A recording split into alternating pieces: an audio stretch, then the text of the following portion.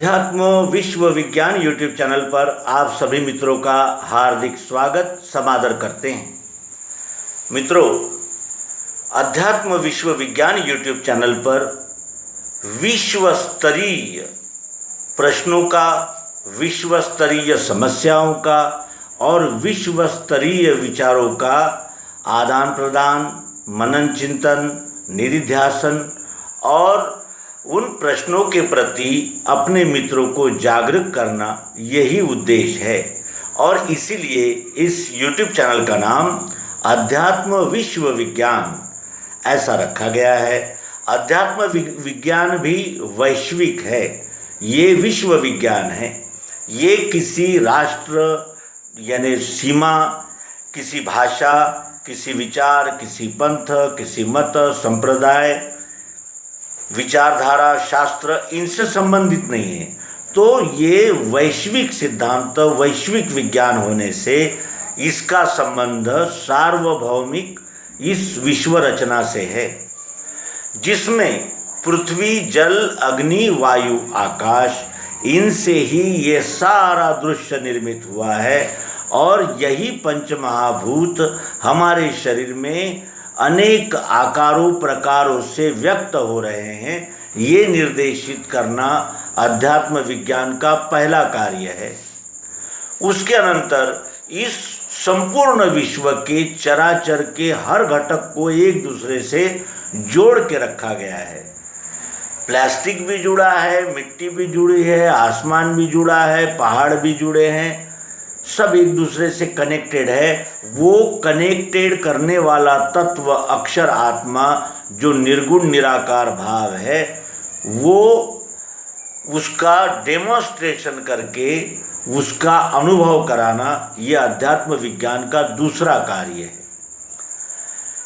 पहला कार्य है सगुण साकार का पिंड से ब्रह्मांड तक मिलान करना, पिंड से ब्रह्मांड का मिलान करना, हर तत्व का अपने आप से मिलान करना कि वो तत्व हम में कैसे है, विश्व में कैसे है।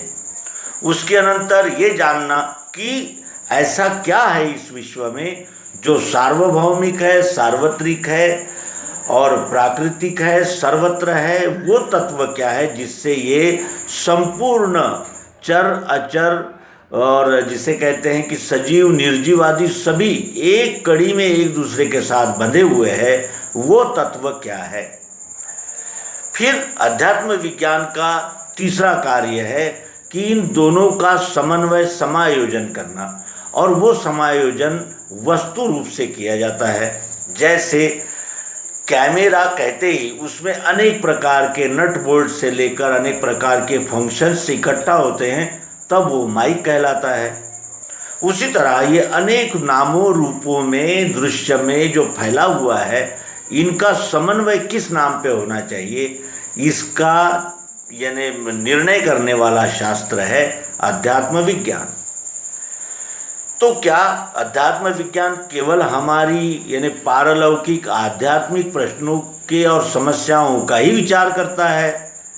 तो ऐसा तो नहीं हो सकता। मनुष्य है, उसे उपजीविका, आजीविका, अन्न, वस्त्र और यानी राज्य शासन प्रणाली और अनेक प्रकार के जो व्यवहार है वो भी तो इसी विश्व में होंगे, क्योंकि शरीर के बगैर आत्मा नहीं रह सकता और आत्मा के बगैर शरीर का अस्तित्व ही नहीं हो सकता। ये अन्योन्याश्रित है। यदि हम भोजन ही नहीं करेंगे तो आपको अध्यात्म विज्ञान की बातें कैसे बता पाएंगे? और अगर अध्यात्म विज्ञान की बातें ही नहीं बता रहे हैं और खूब खा रहे हैं तो समाज के लिए उपयोग भी क्या है? यानी ये अन्योन्याश्रित संबंध है और इसीलिए अध्यात्म विज्ञान को सर्वांग योग कहा जाता है। सभी अंगों का समावेशन, सर्वांगीण विचार अध्यात्म विज्ञान में किया जाता है, जिसमें खगोल शास्त्र भी है, भूगोल भी है, भूगर्भ शास्त्र है और मौसम का शास्त्र है, कृषि शास्त्र है, वाणिज्य शास्त्र है, विद्याएं हैं, धनुर्विद्या है, तो रॉकेट लॉन्चर्स है, तो मोबाइल है, सब कुछ, सैटेलाइट आदि सभी का समावेश इसी विश्व में होता है, तो विश्व में ये जो पंथ मत संप्रदायों ने निर्माण की हुई समस्याएं हैं, जो आज विकराल स्वरूप में उपस्थित है, और जो खूनी मांगे हैं, जो सांप्रदायों के खूनी संघर्ष है, ये भी प्रश्न इस विश्व का ही है, विश्व में ही उद्भव हुआ है और विश्व को ही इसका समाधान करना है। कहने का आशय यह है कि विश्व में सभी प्रकार के प्रश्नों का समावेशन हो जाता है।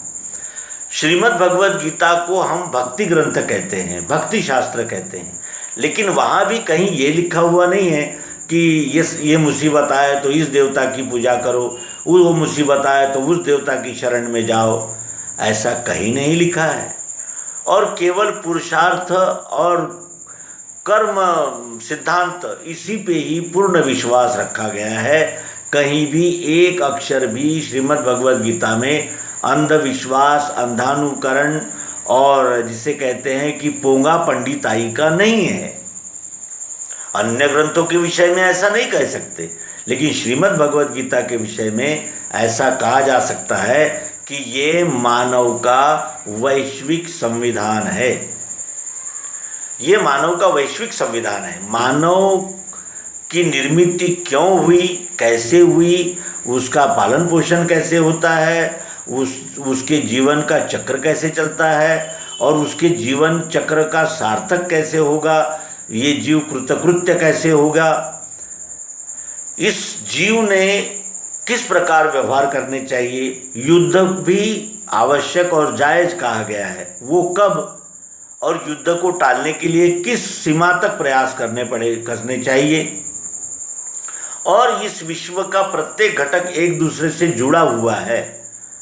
जैसे हमारा शरीर और हमारे अंग यानी अवयव जो है, ऑर्गन्स जो है, वो एक दूसरे के साथ जुड़े हुए हैं। संपूर्ण का नाम ही शरीर है। उसी तरह ये विश्व है, इसका संपूर्ण का नाम ही विश्व है। और जब तक हम उस वैश्विक स्तर पर आकर किसी समस्या का विचार नहीं करते, तब तक वो केवल एक प्रथमोपचार ही होता है, उसका स्थायी निदान नहीं हो सकता।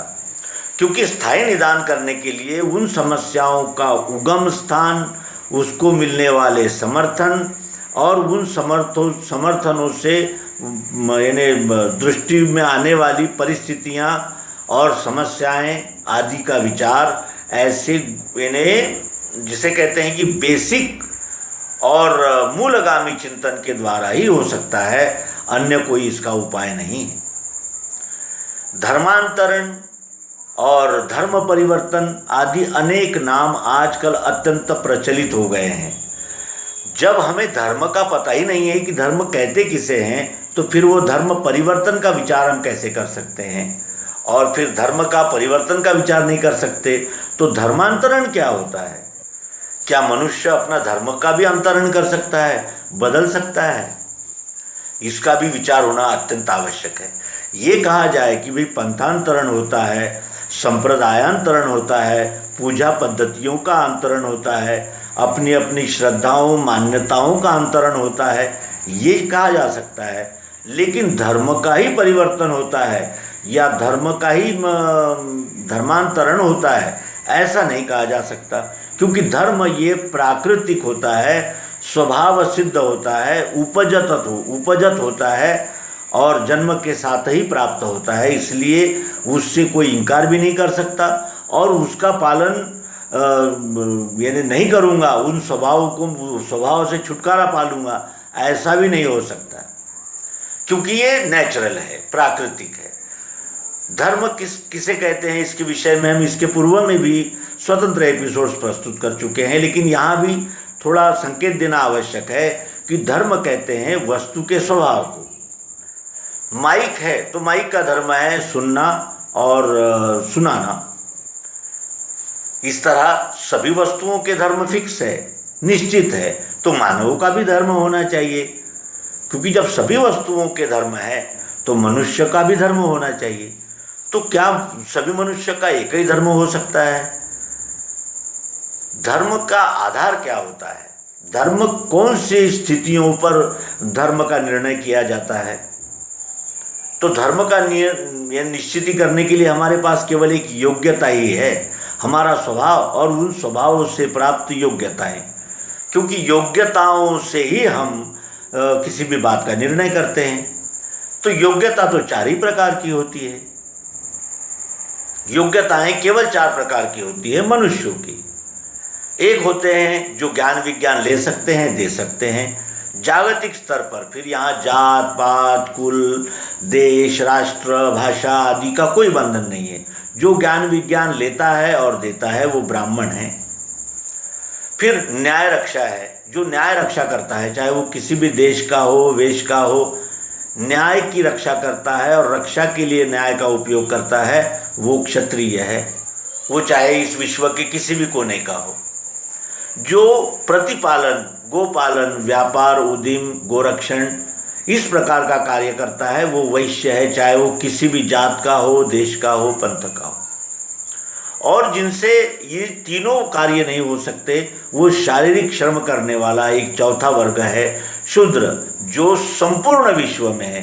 कनाडा में भी है, इंग्लैंड में भी है, इसके बगैर काम हो ही नहीं सकता। ये चारों वर्ण जो है वो अभी भी कार्य ही कर रहे हैं। केवल ये हमारा धर्म है ऐसा जानकर नहीं कर रहे हैं, केवल इससे हमारा यानी पालन पोषण संगोपन योगक्षेम होगा ये विचार करके ये सब कर रहे हैं। धर्म की दृष्टि अभी प्राप्त नहीं हुई है मानवता को, और धर्म की दृष्टि प्राप्त होने से यही हमारे काम जो आज शोषण और अलगाववाद और द्वैत के लिए होते थे, वही लोक कल्याण लोक संग्रह लोक कीर्ति और आनंद समृद्धि और सर्वे भवन्तु सुखिनः सर्वे संतु निरामयः इस दिशा की ओर असतो माँ सद्गमय तमसो माँ ज्योतिर्गमय की ओर यात्रा धर्म से ही हो सकती है। तो फिर ये धर्मांतरण करते हैं और धर्म परिवर्तन करते हैं, यानी ये क्या करते हैं? तो ये केवल संप्रदाय का बदलाव करते हैं। अब वो कहते हैं कि अब अपनी श्रद्धाएं बदल दो। पहले आप इन पर श्रद्धा, इन विभूतियों पर श्रद्धा रखते थे, अब इन विभूतियों पर रखो। और एक और कहते हैं कि हमारे पंथ संप्रदाय में कर्मकांड नहीं है, लेकिन फिर धर्मांतरण होने के बाद फिर कहते हैं कि हमारे संप्रदाय में इस तारीख को ऐसी दिन में इस समय प्रार्थना करनी होती है, प्रार्थना का पैटर्न ये होता है, इस प्रकार मांगना पड़ता है, इस प्रकार का वो चाल चलन है, ऐसी रीति है, ऐसी रिवाज है, ऐसी परंपरा है, ये सब थोप दिया जाता है। यानी दूसरे का बोझा उतार कर अपना बोझा थोपना, यही धर्मांतरण और धर्म परिवर्तन का वास्तविक और वर्तमान स्वरूप है, ऐसा जान पड़ता है। हम धर्मांतरित व्यक्तियों से जब मिलते हैं तो हम कहते हैं कि भाई ये आप जो मंगलसूत्र पहनते थे ये आपने निकाल के रख दिया, क्यों? और सर जो माथे पर आप बिंदी लगाते थे वो आपने लगानी बंद कर दी, क्यों? तो वो कहते हैं कि ये हमारे संप्रदाय में नहीं है। तो आपके संप्रदाय का इस बिंदी और गले के मंगलसूत्र से क्या संबंध है? तो कुछ भी नहीं, केवल अपना एक अलग स्थान निर्माण करना, एक अपनी पहचान निर्माण करना, इसके लिए ऐसे बंधन लगाना और कहना कि हमने धर्मांतरण कर लिया है। और धर्मांतरण करने वालों के जो मूल प्रश्न है, ईश्वर कहाँ है, क्या उसका दर्शन हो सकता है, उससे हमारा क्या संबंध है, ईश्वर की आवश्यकता ही क्यों है, ईश्वर का स्वरूप क्या है, इस विषय में जब पूछने जाते हैं तो वो कहते हैं कि हमारा सभी प्रवास, हमारा सभी यानी धार्मिक और आध्यात्मिक चिंतन का अंतिम बिंदु हमारे धर्म संस्थापक है। इन्होंने जो कहा है, इन्होंने जो लिखा है, यही सत्य है, यहीं तक हमारा धर्म यानी हमारा पंथ संप्रदाय जा सकता है। फिर प्रश्न आता है कि किसके धर्म में, किसके पंथ में क्या लिखा है, किसके संप्रदाय में क्या लिखा है। इसकी समीक्षा जागतिक लेवल पे होनी चाहिए, जागतिक स्तर पर इसका चिंतन मनन होना चाहिए कि मानवतावादी दृष्टिकोण लेकर कौन से शास्त्र चल रहे हैं और विध्वंसक और विदाहक और विदारक ऐसे कौन से सिद्धांत है जो संप्रदाय लेकर चल रहे हैं। तो फिर वहाँ बात यह आ जाती है कि आप हस्तक्षेप नहीं कर सकते। तो जब धर्मांतरण यानी संप्रदाय का अंतरण करते हैं, संप्रदाय का परिवर्तन करते हैं, उस समय तो आप कहते हो कि हमारा स्वतंत्र यानी ऐसा ये पंथ मत संप्रदाय है, और फिर कहते हो कि हमारे मत पंथ संप्रदाय के विषय में सुनना भी योग्य नहीं है। अगर आप ये अन्य संप्रदायों की और इसकी बातें सुनेंगे तो आप यानी हमारे पंथ से भ्रष्ट हो जाओगे, और पंथ से भ्रष्ट होने पर आपको नरक मिलेगा और आपको फिर अनेक प्रकार की यातनाएं दी जाएगी और आपका ऐसा होगा और वैसा होगा। दूसरी ओर कहा जाता है कि आप कितने ही पाप कर लीजिए, लेकिन आप हमारे धर्म संस्थापक के आगे सर झुकाइए, ने उसकी प्रतिमा और फोटो के आगे, और हमें दान दीजिए और हम आपके लिए प्रार्थना करेंगे, आपके सारे जितने भी बुरे कार्य है वो सब माफ़ हो जाएंगे, आपको प्रारब्ध से छुटकारा मिल जाएगा। इस प्रकार के झूठे पाखंड को फैलाकर अपने पंथ और मत का प्रचार करना ये सबसे बड़ा यानी दुर्भाग्य है, और ये सबसे बड़ा कलंक है इस विश्व मानवता पर, ये हम मानते हैं। और इसका कारण यही है कि आप वैज्ञानिक दृष्टिकोण न रखते हुए अपने ही मत पंथ संप्रदायों के ग्रंथों को ही आगे करते हो, और उसके आगे कुछ जांचना, परखना, सोचना, चिंतन करना, निर्णय लेना चाहते ही नहीं हो। इस प्रकार की बंदिस्त अवस्था यदि है तो फिर इस पंथ में रहे क्या, उस पंथ में रहे क्या, क्या अंतर हो जाता है।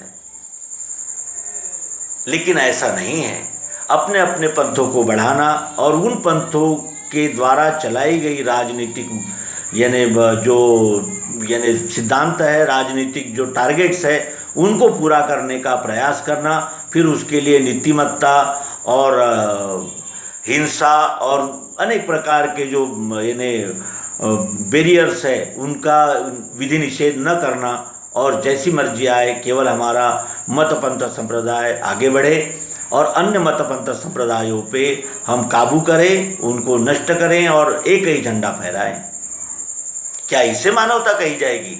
और अध्यात्म विश्व विज्ञान ये यूट्यूब चैनल इन सभी अंधश्रद्धा, अंधानुकरण और अंधविश्वास से निकालकर अध्यात्म विज्ञान की दृष्टि से अध्यात्म विज्ञान के कसौटी पर जांच परख कर सिद्धांत को स्वीकार करने के लिए कहते हैं। और यही इस अध्यात्म विश्व विज्ञान यूट्यूब चैनल का कार्य है। इस कार्य में आपने दिए हुए सहयोग के लिए सभी का हार्दिक धन्यवाद, और ऐसा ही सहयोग सदैव बना रहे, यही यानी प्रार्थना करते हुए इस अंक का समापन करेंगे। नर्मदे हर, सद्गुरु भगवान की जय।